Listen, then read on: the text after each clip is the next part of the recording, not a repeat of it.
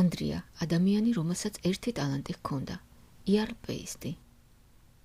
დღეს მინდა წარმოგიდგინოთ პიროვნება, რომელიც შეგვიძლია დავახასიათოთ როგორც ერთი ტალანტის მქონე ადამიანი.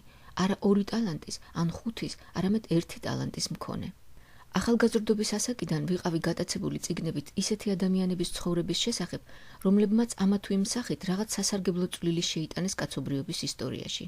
თუმცაღა იმაშიც გამოგიტყდებით, რომ ყოველთვის, როდესაც რაიმეს ვკითხულობ რომელიმე გამოჩენილი ადამიანის ცხოვრების დეტალებზე, თითქოს უიმედობაშიც კი ვარდები ხოლმე, რადგანაც მშვენივრად ვიცი, რომ ჩემი შესაძლებლობებით არანაირი შანსი არ გამაჩნია, რომ მივაღწიო თუნდაც მცირე ოდენს ამ ადამიანებთან შედარებით. რა თქმა უნდა, ის მეთოდი, რომელსაც მე ვიყენებ ადამიანების ბიოგრაფიების კითხვისას, მთლად სწორ მეთოდად არ ჩაითვლება. ჩვენ იმიტომ კი არ უნდა წავიკითხოთ ხალხთა ბიოგრაფიები, რომ მათი ცხოვრებისეული დეტალების კოპირება მოვახდინოთ ჩვენს პირად ცხოვრებაში. არამედ უფრო უპრიანია ბიოგრაფიების კითხვისას მოიძებნოს ის პრინციპები, რომლებითაც ეს ადამიანები ხელმძღვანელობდნენ და შემდგომ ვეცადოთ, რომ ჩვენც ვიხელმძღვანელოთ იგივე პრინციპებით. ეს არის ბიოგრაფიების კითხვის სწორი მეთოდი. თქვენ შორის ის ადამიანები, რომლებიც ასე თუ ისე იცნობენ ბიბლიის წიგნს, უეჭველად შეამჩნევდნენ, რომ იგი სავსეა სხვადასხვა ტიპის პიროვნებების ცხოვრების აღწერით. ისინი შეიძლება იყვნენ როგორც კეთილები, ასევე ბოროდებიც. ამ ადამიანთა ცხოვრებისეული დეტალები დაწერილია ჩვენთვის, როგორც მოციქული პავლე ამბობს მეორე ტიმოთეს მიმართ წერილის 3 თავის 16 მუხლში, მთელი წერილი ღვთივსულიერია და სასარგებლოა სასწავლებლად, სამხილებლად, გამოსასწორებლად და დასარიგებლად სიმართლეში. დღეს მინდა მაგალითის სახით მოვიყვანო ერთი ადამიანი, რომელიც არ გამოირჩევა არანაირი განსაკუთრებული ნიჭით. იგი არ იყო ორატორი და არც რაიმე დაუწერია ჩვენს შესაგონებლად. ღვთის წერილში ვერსად ვერ მოვძებნით, რომ ის რაიმე სასწაულებს ახდენდა, მაგრამ ჩვენ შეგვიძლია ვთქვათ, რომ ამ ადამიანმა გამოიყენა რა ერთადერთი ტალანტი, რომელიც ღვთისაგან ჰქონდა მიცემული, გააკეთა უფრო მეტი უფლისათვის და კაცობრიობის სიკეთისათვის, ვიდრე მათ, ვისაც მიცემული ჰქონდა 5 ტალანტი. ეს იყო ყველაზე ჩვეულებრივი, ერთ-ერთი რიგითი ადამიანი და ამიტომაც მისი მაგალითი ასე იმედისმომგვრელი და გამამხნევებელია ჩვენთვის. შეგვიძლია ვთქვათ, რომ ამ პიროვნებამ გამოიყენა რა ის ერთადერთი ტალანტი, რომელიც მას ჰქონდა მიცემული, გავლენა მოახდინა მთელი ეკლესიის განვითარებაზე და შესაბამისად კაცობრიობის ისტორიაზეც.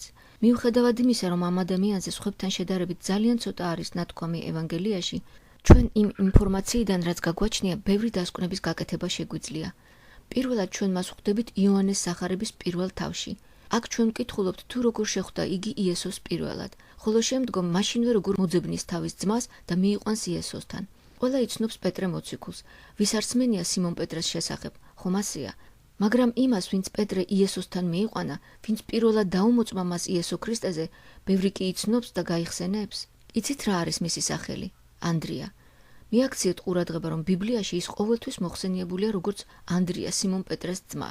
ხშირად წარმოვიდგენ ხოლმე, რომ ალბათ, როდესაც ანდრიას წარადგენდნენ სადმე საზოგადოებაში და მის სახელს გაიგებდნენ, იკითხავდნენ: ანდრია, თქვენ პეტრეს ძმა ბრძანდებით ალბათ. კი, ახლა გაგიხსენეთ. ანდრიას რაღაცნაირად თითქოს წილად ერგო მეორე ხარისხოვან როლს დასჯერებოდა, მაგრამ სწორედ ამაში ჩანს ღირსება ამ გრძნობიარე და კაცთმოყარე ადამიანის სულისა. ერთ დღეს საოცარი ცვლილება მოხდა ანდრიაში, როდესაც მთელი მისი ცხოვრება ამოყირავდა. და ეს მოხდა იმ აღსანიშნავ დღეს, როდესაც ის თავის მასწავლებელ იოანე ნათლისმცემელთან ერთად იდგა და როდესაც იოანემ დაინახა იესო და თქვა: აჰა ღვთისკრავი, რომელიც იღებს წუთისოფლის ცოდვებს. აქამდე ბევრი რამ ჰქონდა მოსმენილი იოანესგან მომავალ მესიაზე, მაგრამ სწორედ ამ დღეს, როდესაც იოანე ნათლისმცემელი დაინახავს იესოს მისკენ მომავალს და იშვერს რა ხელს ამბობს: აჰა ღვთისკრავი, ანდრია გაყვება იესოს და მთელი იმ დღეს იესოსთან ერთად გაატარებს. როგორც წერილში ვკითხულობთ, ის დღე მასთან დაჰყვეს იქნებოდა ასე მე-10 საათი. თუ არ გავითვალისწინებთ ბიბლიის იმ ადგილებს, სადაც ანდრიას სახელი გვხვდება სხვა მოწაფეებთან ერთად, მისი სახელი ბიბლიაში ცალკე მოხსენიებულია მხოლოდ 3-ჯერ. საინტერესო ამ ფაქტში ის არის, რომ ამ სამივე შემთხვევაში ანდრიას სახელი იხსენიება იმ კონტექსტში, როცა მას ყოველთვის ვიღაც მიჰყავს იესოსთან. იგი იესოსთან შეხვედრისთანავე სასწრაფოდ მიდის, რომ მოძებნოს თავისი ძმა სიმონი და ეუბნება: ჩვენ ვიპოვეთ მესია და მიჰყავს იგი ქრისტესთან. ცოტა მოგვიანებით ისევ ხვდებით ანდრიას სახელს ბიბლიის ფურცლებზე. აი ეს შემთხვევა. იესო ასწავლიდა და უამრავი ხალხი უსმენდა მას. უკვე გვიანი იყო და ისინი სახლში უნდა დაბრუნებულიყვნენ. ზოგიერთი მათგანი ძალიან შორს იყო თავისი სახლიდან და თანაც ისინი ყველანი მშივრები იყვნენ. არც საჭმელი იყო და არც ფული, რომ ამდენი ადამიანის დაპურება ყოფილიყო შესაძლებელი. ვიდრე იესოს მოწაფეები თავიანთვის მსჯელობდნენ თუ რა შეიძლებოდა გაეკეთებინათ, ანდრია მათ შესთავაზებს. მოისმინეთ რა სიძახის იგი. აქ არის ერთი ბიჭი, რომელსაც 5 ქერის პური და 2 თევზი აქვს, მაგრამ რა არის ეს ამოდენა ხალხისათვის? მაშინ იესომ თქვა: დასხით ხალხი. ანდრიას მოყავს ბიჭი თავის საჭმელიანად. იესო იღებს 5 პურს და 2 თევზს და ანაყრებს 5000 მშიერ კაცს. უფალო აქ ერთი ბიჭია, ამბობს ანდრია. დიახ, ის მხოლოდ ერთი ბიჭი იყო, მაგრამ ანდრია მაინც შეამჩნევს მას და მიჰყავს მაცხოვართან. გახსოვთ ის ადგილი, როდესაც მოწაფეები უშლიდნენ ბავშვებს, რომ იესოსთან მისულიყვნენ. რატომღაც მგონია, ანდრია არ იქნებოდა იმ მოწაფეებს შორის. ანდრიამ ის ერთადერთი ბიჭი შეამჩნია და მიიყვანა იესოსთან, რომლის მეშვეობითაც იესომ 5000 ადამიანი დააპურა. კიდევ გავიხსენოთ მესამე შემთხვევა, როდესაც ბიბლიაში ვხვდებით ანდრიას სახელს. ეს მოხდა იესო ქრისტეს დედამიწაზე ცხოვრების ბოლო კვირას. იერუსალიმში უამრავი ხალხი ირევა. ისინი ყველანი პასექის დღესასწაულზე არიან მოსულები. მათ შორის ზოგიერთი ელინი, ესე იგი ბერძენი იყო.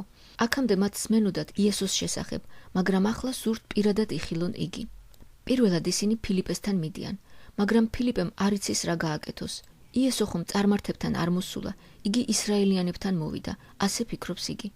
ვინ გამოიყვანს მას ამ გამოუვალი მდგომარეობიდან? და აი მას გაახსენდა ანდრია. ანდრია უბრალო ადამიანია, დიდად არც კი ერკვევა ღვთისმეტყველების წვრილმან დეტალებში. თანაც იგი კაცთმოყვარეა, უადვილდება ადამიანებთან ურთიერთობა, ხასიათიც არა აქვს მძიმე, კეთილი და სულგრძელია. მოდი იმას ვთხოვ, ვნახოთ რას მეტყვის. და მართლაც ფილიპე არ შემცდარა თავის გადაწყვეტილებაში. ანდრიას აღმოაჩნდა ძალიან მარტივი გამოსავალი ამ მდგომარეობიდან. მათ ხომ შეეძლოთ მეგობრულად ჩამოერთმიათ ხელი ბერძნებისათვის და უბრალოდ მიიყვანათ იესოსთან. ფილიპე და ანდრია მართლაც ასე მოიქცნენ. ასეთია მოკლე ისტორია ანდრიას შესახებ. მისი სახელი მოხსენიებულია 3-ჯერ და ამ 3-ვე შემთხვევიდან 3-ჯერვე მას ადამიანები მიჰყავს იესო ქრისტესთან.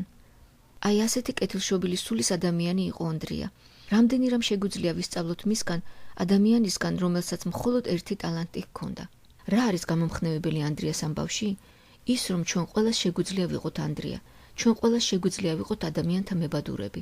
ჩვენ არ შეგვიძლია მივბაძოთ პეტრეს, რომელიც როდესაც მოისვრის ბადეს 1000 თევზის ამოყვანა შეუძლია, მაგრამ ჩვენ ყველას ძალგვით თითო-თითოდ მივიყვანოთ სულები მაცხოვართან. და მერე ვინ იცის, იქნებ უფალმა ისეთი თევზიც დაგვაჭერინოს, როგორიც სიმონი იყო, რომელსაც თავის მხრივ 1000 მოჰყავს. ანდრიასგან 1000 არავინ ელის, მას ხომ მხოლოდ ერთი ტალანტი აქვს მიცემული, მაგრამ იგი ამ ტალანტს არ ჩაფლავს მიწაში, არამედ მთლიანად სასიკეთოდ გამოიყენებს. ძვირფასო ადამიანებო, უფალი არ იძლევა საზღაურს წარმატების მასშტაბების მიხედვით, არამედ ჩვენი მისდამი ერთგულებისათვის. ყურადღება მივაქციოთ ადგილს ბიბლიის ბოლო წიგნიდან, სადაც 12 მოციქულთან ერთად ანდრიას სახელიც არის ნაგულისხმევი. იგი არის ერთ-ერთი ქვა 12 ქვათაგან, რომელიც უფლის ქალაქის საძირკვლადაა მიჩნეული. შეხედეთ ამ ქალაქს და მის საძირკველს და შეამჩნევთ, რომ სიმონს არაფრით მეტად გამორჩეული და გამოსაჩენი ადგილი არ უკავია მასში, ვიდრე ანდრიას. კარგად მომისმინეთ, წაგიკითხავთ ამონარიც გამოცხადების წიგნიდან. თავი 21 მუხლი 14. ქალაქის გალავანს 12 საძირკველი აქვს და მათზეა კრავის 12 მოციქულის სახელები. ჩვენ ვხედავთ, რომ საძირკველი შენდება არა მოციქულების საქმეების სიდიდისა და პოპულარობის მიხედვით, არამედ მათი ერთგულების მიხედვით. დიახ, ადამიანი, რომელსაც მხოლოდ ერთი ტალანტი აქვს და მას ბოლომდე გახარჯავს, მიიღებს ისეთივე საზღაურს, როგორცაც 5 ტალანტის მქონე. უფლის საქმეებს, რომ მხოლოდ ისინი აკეთებდნენ, ვინც ჩვენ წარმატებულებად გვეჩვენება, ის ვერასოდეს შესრულდებოდა. რა თქმა უნდა, მე იმას არ ვამბობ, რომ ჩვენ საკადრისად არ უნდა დავაფასოთ სიმონ პეტრეები, მაგრამ მე მსურს გითხრათ, რომ ანდრიებიც საჭიროა პეტრესნაირი ადამიანების ქრისტესთან მისაყვანად. ვსაუბრობთ რა ანდრიაზე, ისიც მინდა აღვნიშნო, რომ იქამდე ვიდრე ის სხვას მიიყვანს ქრისტესთან, ჯერ საჭიროა, რომ საკუთარი თავი მიიყვანოს მასთან. ესე იგი, იქამდე ვიდრე იგი გახდება სულების შემძენი ქრისტესათვის, მან თავად უნდა შეიცნოს მაცხოვარი. ორა საოცარი და რამადლიანი იყო ის დღე ანდრიასათვის, როდესაც მას მიეცა საშუალება შეხვედროდა ღმრთის კრავს. იგი მაშინვე გაჰყვა იესოს და როდესაც უფალმა ჰკითხა მას, რა გინდა, მან უპასუხა, რაბი, რაც ნიშნავს მასწავლებელს, სად ცხოვრობ? და ჩვენ ვკითხულობთ, რომ მთელი ის დღე და ღამე მან იესოსთან ერთად გაატარა. ისეთი შთამბეჭდავი იყო ეს შეხვედრა ანდრიასათვის, ისეთი ზემოქმედება მოახდინა მან მასზე, რომ დროც კი დაიმახსოვრა, როდესაც ეს ყველაფერი მოხდა. წერილში ვკითხულობთ, იქნებოდა ასე 100 საათი. ეს ძალიან მნიშვნელოვანი დრო იყო ანდრიას ცხოვრებაში. დრო, როდესაც მას უნდა მიეღო უდიდესი და ღრმად მნიშვნელოვანი გადაწყვეტილება. დრო უმშვენიერესი შესაძლებლობისა, რაც კი მას ოდესმე ჰქონია. ამ შეხვედრის რეზულტატი იყო ის, რომ მან დაჰყურა ეს დრო იესოსთან ერთად, დარწმუნდა მასში და გამყარდა იმის ცოდნაში, რომ იესო ნამდვილად მესია იყო, ჭეშმარიტად ღმერთის კრავი, ის იყო ქვეყნიერების მხსნელი, რომელსაც უკვე რამდენი ხანია ელოდებოდნენ და ამ რწმენას იგი არასოდეს მიუტოვებია.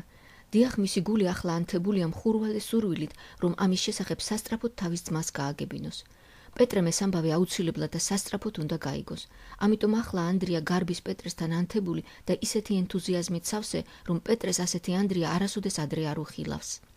ის პირველ რიგში თავის ძმას პოულობს და ეუბნება: ჩვენ ვიპოვეთ მესია, რაც ნიშნავს ქრისტეს და მიიყვანა იგი იესოსთან.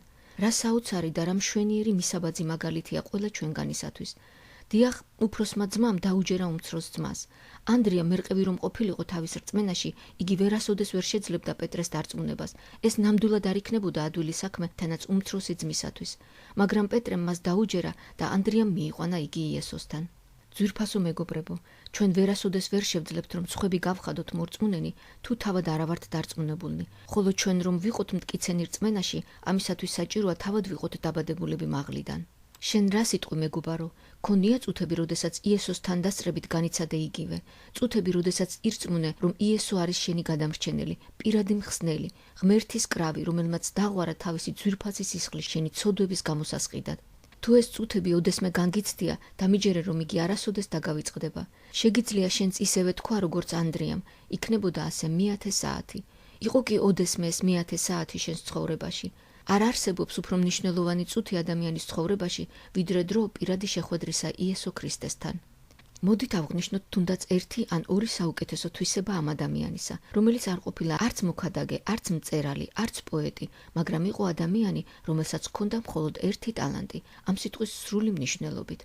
ხშირად ხდება ხოლმე, რომ ვოცნებობთ რა უდიდეს მომავალზე და ხვალინდელ გეგმებს გულდასმით ვაწყობთ, ჩვენ ხელიდან ვუშვებთ უმშვენიერეს შესაძლებლობებს, რომლებიც დღეს გვიკაკუნებენ კარებზე. და გამოდის, რომ არ უკმაყოფილდებით რა მცირეთი, საბოლოოდ არაფერს აღარ ვაკეთებთ. გახსოვთ რას ამბობს იესო ქალზე, რომელმაც ძვირფასი სუფთა ნელსაცხებელი მოიტანა მასთან ალებასტრონით. გატეხა იგი და თავზე დაასხა მაცხოვარს. მან ის გააკეთა, რაც შეეძლო.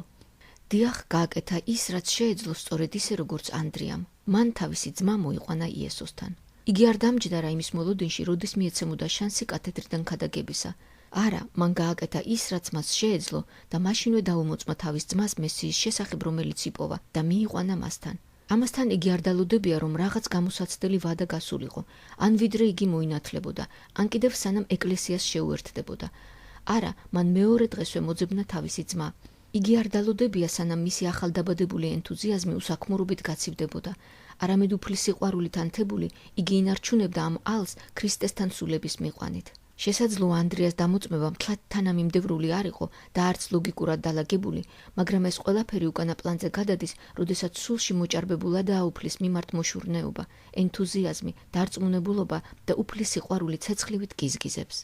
დიახ, შეიძლება მჭერმეტყველური იყოს შენი ქადაგება, გულდასმით მისდევდე წინასწარ დამუშავებულ პუნქტებს და მაინც მიუხედავად ამისა, შენი სიტყვით მაინც მოკლა მსმენელი. ო, ჩემო საყვარლებო, მოდით ვიყოთ ანდრიები და თუ ღმერთმა მხოლოდ ერთი ტალანტი მოგცა, მით უფრო მოშურნად გამოვიყენოთ იგი.